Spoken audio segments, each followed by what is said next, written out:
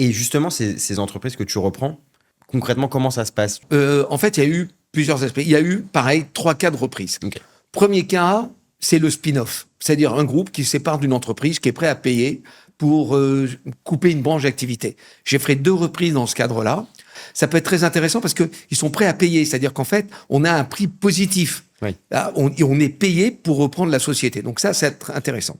Deuxième aspect, c'est le gré à gré. J'ai fait également des reprises de gré à gré avec ce qu'on appelle un earn-out. Ça veut dire qu'on détermine un prix de base et c'est un prix en fonction des résultats qui est payé dans le futur. D'accord. Okay. Donc le earn-out également intéressant, c'est quelque chose qu'il faut envisager. Ça évite de sortir tout de suite du cash et on assoit le paiement sur les performances de l'entreprise. Okay. Et le troisième aspect que j'ai fait le plus souvent, c'est la reprise à la barre du tribunal. Ça veut dire que c'est des entreprises qui sont en redressement judiciaire, en plan de continuation ou dans le cadre d'une procédure d'observation. Et en fait, l'administrateur fait un plan de cession et souhaite avoir un plan de cession qui est mis en œuvre. Et là, on se positionne. Donc, c'est un peu un appel d'offres. Ouais. Il y a plusieurs entreprises qui répondent et il faut que notre offre soit considérée par le tribunal comme étant la mieux disante.